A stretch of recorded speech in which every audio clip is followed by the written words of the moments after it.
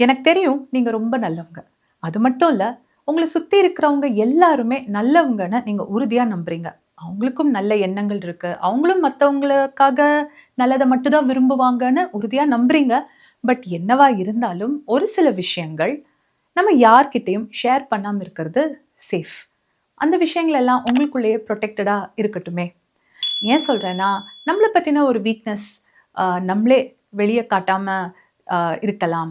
R miss understandings அப்புறம் நம்மள பத்தி தப்பா புரிஞ்சுக்கிறதோ, இல்ல தப்பா ஜட்ஜ் பண்ற இந்த மாரி இன்ஸ்டன்ஸஸ நம்ம அவாய்ட் பண்ணலாம். சரி. என்னலாம் விஷயங்கள் நம்ம மத்தவங்களோட ஷேர் பண்றத அவாய்ட் பண்ணணும்? பார்க்கலாம். நம்பர் 1 உங்களோட ஃபியூச்சர் பிளான்ஸ். எனக்கு புரியுது. லைஃப்ல ஏதாவது புதுசா ஒரு விஷயம் ஸ்டார்ட் பண்ணும்பொழுது, அது ட்ரீம் ப்ராஜெக்ட்டா இருக்கலாம், இல்ல புது பிசினஸ் ஐடியாவா இருக்கலாம், இல்ல உங்களுக்குன்னு ரொம்ப பெர்சனலான சில கோல்ஸா இருக்கலாம். அத பத்தி உங்களுக்கு நெருக்கமானவங்களோடையோ, இல்ல ஜெனரலா ஃபிரெண்ட்ஸோட நெறைய ஷேர் பண்ணணும் அப்டின்ற ஒரு சந்தோஷம் அது மனசுக்குள்ள இருக்கும். அத கண்டிப்பா நம்ம ஷேர் பண்ணணும்னு. பட் கொஞ்சம் யோசிக்க வேண்டிய விஷயம், நீங்க நெறைய பேரோட ஷேர் பண்ணும்பொழுது, 2 விதமான எனர்ஜிய நம்ம இன்வைட் பண்றதுக்கு சான்ஸ் இருக்கு. ஒண்ணு டவுட், இன்னொன்னு டிஸ்ட்ராக்ஷன். ஓகே. இப்போ ஏதாவது ஒரு பிசினஸ் ஐடியா பத்தியோ, இல்ல புது ப்ராஜெக்ட்ஸ் பத்தியோ நம்ம அ ஒரு கைடன்ஸ்க்காக நம்ம கேட்டு கிளாரிஃபிகேஷன்ஸ் வாங்கி எல்லாம் கிளியர் ஆனதுக்கப்புறம், ஸ்டார்ட் பண்றதுக்கு முன்னாடியே நீங்க நெறைய பேரோட ஷேர் பண்ணும்பொழுது, அதுவரைக்கும் இல்லாத ஒரு சந்தேகமோ, இல்ல இல்லாத ஒரு நெகட்டிவிட்டி கூட வரதுக்கு சான்ஸ் இருக்கு. இன்னொன்னு கைண்ட் ஆஃப் ஒரு டிஸ்ட்ராக்ஷன். டிஸ்ட்ராக்ஷன் நான் மீன் பண்ணும்பொழுது, நீங்க யோசிச்சு பார்த்துருக்கீங்களா? நீங்க ஒரு விஷயம் ஸ்டார்ட் பண்றதுக்கு முன்னாடி நெறைய பேர்கிட்ட அத பத்தி ஷேர் பண்ணிட்டே இருந்தீங்கன்னா, திடீர்னு அத நோக்கி வேலை செய்றதுக்கு ஒரு மோட்டிவேஷன் இல்லாம போயிடும். அதுவரைக்கும் அந்த கோல் மேல நெறைய இன்ட்ரெஸ்ட் இருக்கும். அதுவரைக்கும் அந்த ப்ராஜெக்ட் மேல நெறைய ஒரு ஈடுபாடு இருக்கும். அத பத்தி நெறைய பேர்கிட்ட பேசும்பொழுதே ஏதோ அதெல்லாம் சாதிச்சுட்ட மாரி ஒரு கைண்ட் ஆஃப் ஒரு ஃபீல் நம்மளுக்குள்ள கிரியேட் ஆகும். ஒரு விதமான டோப்பமைன் ஹிட். அதுக்கப்புறம் அது மேல ஒரு இன்ட்ரெஸ்ட்டே இல்லாம கூட போக வாய்ப்பு இருக்கு. ஸோ இதெல்லாம் நம்ம அவாய்ட் பண்ணணும். நீங்க நல்லா யோசிச்சு பாருங்க. அத்லீட்ஸா இருக்கட்டும், இல்ல பெரிய பெரிய ஆன்டர்பிரினர்ஸா இருக்கட்டும். இவங்க எல்லாம் ஒரு ப்ராஜெக்ட் ஸ்டார்ட் பண்ணிட்டு, அதுல இருக்கிற சக்சஸ் தான் நம்மளுக்கு தெரியுதா? இல்ல அவங்க ஸ்டார்ட் பண்ண போறாங்கன்றதையே ரொம்ப பிரம்மாண்டமா நெறைய பேசிட்டு இருக்காங்களா? அவங்களோட சக்சஸ் ஸ்டோரீஸ் தான் தெரியுது. ரைட்? அதே மாதிரி உங்களோட வொர்க் எல்லாமே அந்த ஒரு சைலன்ட் ஃபேஸ்ல தான் நடக்கணும். உங்களோட சக்சஸ் ரொம்ப பிரம்மாண்டமாவும், நல்லா செலிப்ரேட் பண்ணக்கூடிய விதத்திலயும் அமையலாம். But work always in silent. Number 2 உங்களோட relationship problems.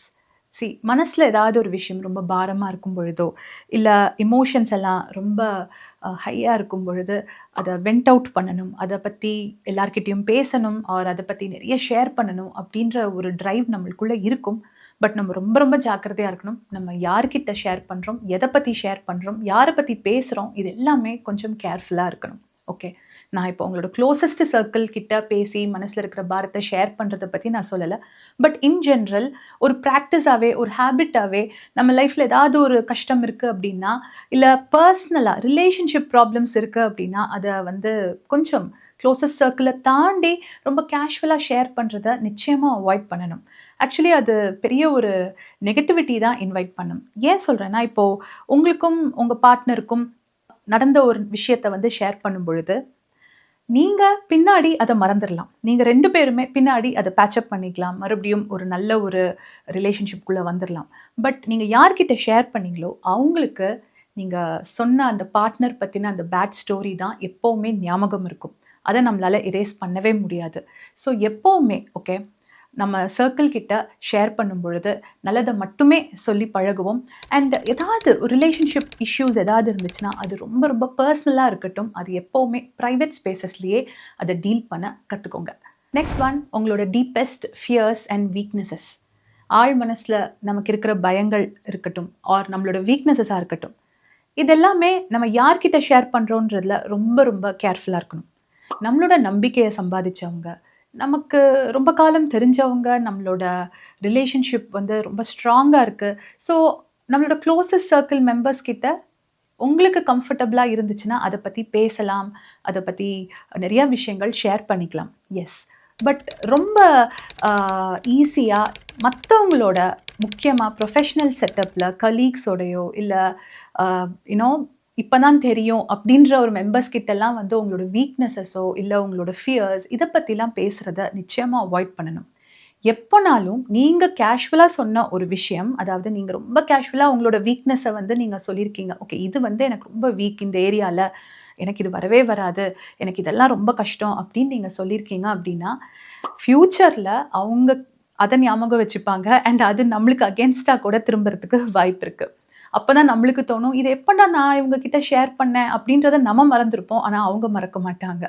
So weakness, fear இந்த கான்செப்ட்ஸ் எல்லாம் ரொம்ப கேர்ஃபுல்லாக, ப்ரொடெக்டடாக உங்களுக்குள்ளே வச்சுக்கோங்க.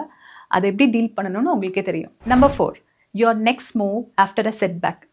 லைஃப்பில் எப்போமாவது பயங்கர அடிபடும் பொழுது, ரொம்ப ஒரு லோவஸ்ட் பாயிண்ட் ஹிட் பண்ணும் பொழுது, நம்மளை சுற்றி இருக்கிற எல்லாருமே அட்வைசஸாக மாறிடுவாங்க. ஓகே, இது இப்படி செய்யலாம், இது இப்படி செஞ்சுருக்காம இருக்கலாம், நீ இப்படி பண்ணனால தான் அது ஃபெயில் ஆச்சு, இப்படி XYZ நிறைய ரீசன்ஸ், நிறைய அட்வைசஸ் நம்மளை சுற்றி வரும். இப்போது ஓகே, ஃபெயில் ஆகிட்டோம், ஒரு லோவஸ்ட் பாயிண்ட் நம்ம ஹிட் பண்ணிட்டோம். இப்போ அதிலிருந்து மீண்டு வரதுக்கு நம்ம ஏதாவது ஒரு முயற்சி செய்யும் பொழுது அதை எல்லாரோடையும் ஷேர் பண்ணுறதை அவாய்ட் பண்ணிக்கணும். த ரீசன், எல்லா இடத்துல இருந்தும் ஒரு பாசிட்டிவ் எனர்ஜி தான் நம்மளுக்கு வரும்னு சொல்ல முடியாது. நிறைய சந்தேகங்கள் கூட வரலாம். ஓகே, மேபி இது ஒர்க் அவுட் ஆகுமா, மேபி இதை நீ ட்ரை பண்ணாமல் இருக்கணும், மறுபடியும் மறுபடியும் இதே தப்பு செய்கிறியே. ஸோ இந்த மாதிரி கூட நிறைய அட்வைசஸ் நம்மளுக்கு வர ஆரம்பிக்கலாம். அண்ட் அதுவுமே நம்மளுக்கு கொஞ்சம் இருக்கிற அந்த கான்ஃபிடென்ஸையும் பிரேக் பண்ணுறதுக்கும் சான்சஸ் இருக்குது. ஸோ நெக்ஸ்ட் ஸ்டெப் எடுக்கணும், ஒரு லோவஸ்ட் பாயிண்ட்லேருந்து நீங்கள் மீண்டு வரணும்னு முயற்சி பண்ணுறீங்கன்னா அட்வைசஸ் கேட்கலாம், கைடன்ஸ் கேட்கலாம். ஆனால் இது கரெக்டாக இருக்குமா, இது நான் செய்யட்டுமா, இது செஞ்சால் எல்லாம் ஓகேவா வருமா அப்படின்றத திரும்ப திரும்ப எல்லாரோடையும் அதை பற்றி ஷேர் பண்ணுறது.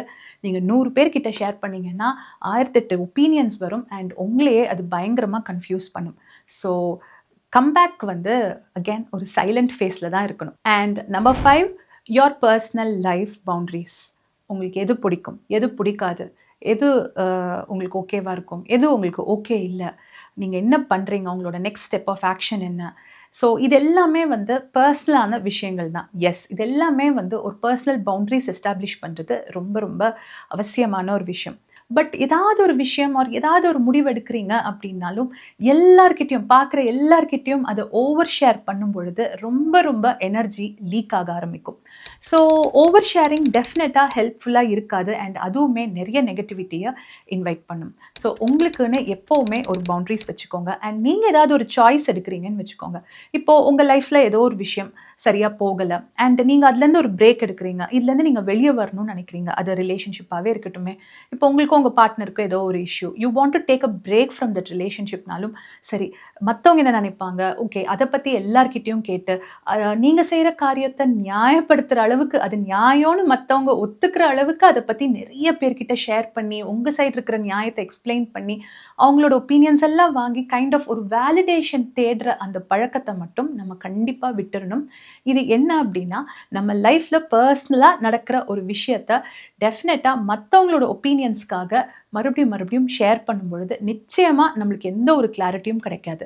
ஸோ உங்களோட பர்சனல் லைஃப் பவுண்ட்ரிஸ், உங்களோட சாய்ஸஸ் எப்போவுமே அது உங்கள் கண்ட்ரோலில் தான் இருக்கணும். ஸோ இன்றைக்கி நான் சொன்ன இந்த லிஸ்ட் ஆஃப் திங்ஸ் எல்லாமே உங்களுக்கு நிச்சயமாக ஹெல்ப்ஃபுல்லாக இருக்கும்னு நினைக்கிறேன். ஏன் இந்த விஷயங்களெல்லாம் ஷேர் பண்ணக்கூடாது அப்படின்ற அந்த ரீசன் டெஃபினட்டாக உங்களுக்கு புரிஞ்சிருக்கும்னு நினைக்கிறேன். எனக்குமே ஒரு மிகப்பெரிய நம்பிக்கை உண்டு, இந்த உலகத்தில் கெட்டதை விட நிறைய நல்லது இருக்குன்றதை உறுதியாக நம்புகிற ஒரு பர்சன் தான். பட் இருந்தாலும் ஒரு சில விஷயங்கள் நமக்குள்ள பர்சனலாக வச்சுக்கணுன்றதுல அதுலேயுமே எனக்கு அந்த நம்பிக்கை உண்டு. அது சொல்கிறதுக்கான ரீசன் ஒரு சில பவுண்ட்ரிஸ் எஸ்டாப்ளிஷ் பண்ணணும்னு சொல்லும்போது எனக்கு நம்பிக்கை இல்லையா அப்படின்றது கிடையாது. பட் அந்த செல்ஃப் ரெஸ்பெக்ட்டுக்கு நம்ம நிறைய வேல்யூ கொடுக்குறோம். அதை தாண்டி ப்ரைவசி, ஓகே, அதுவும் இந்த காலத்தில் ஒரு சில விஷயங்கள் ப்ரைவேட்டாக நமக்குள்ளேயே இருக்கிறது ஒரு பெரிய பெரிய super power. Privacy is a power அப்படின்னு தான் சொல்லுவாங்கல்ல. ஸோ டெஃபினட்டாக இந்த டாபிக் ஹெல்ப்ஃபுல்லாக இருக்கும்னு நினைக்கிறேன். நீங்களும் உங்கள் ஃப்ரெண்ட்ஸ் அண்ட் ஃபேமிலி எல்லாரோடையும் ஷேர் பண்ணுங்கள். முக்கியமாக D2 with Shweta சேனலுக்கு சப்ஸ்கிரைப் பண்ணிக்கோங்க. அண்ட் அந்த நோட்டிஃபிகேஷன் ஐக்கானையும் கிளிக் பண்ணிக்கோங்க. ஸோ தட் ஃபியூச்சர் வீடியோஸ் உங்களுக்கு நோட்டிஃபை ஆகும். ஆல்ரைட், மறுபடியும் வேறு ஒரு எபிசோடில் உங்களை சந்திக்கிறேன். Until then, take care, by.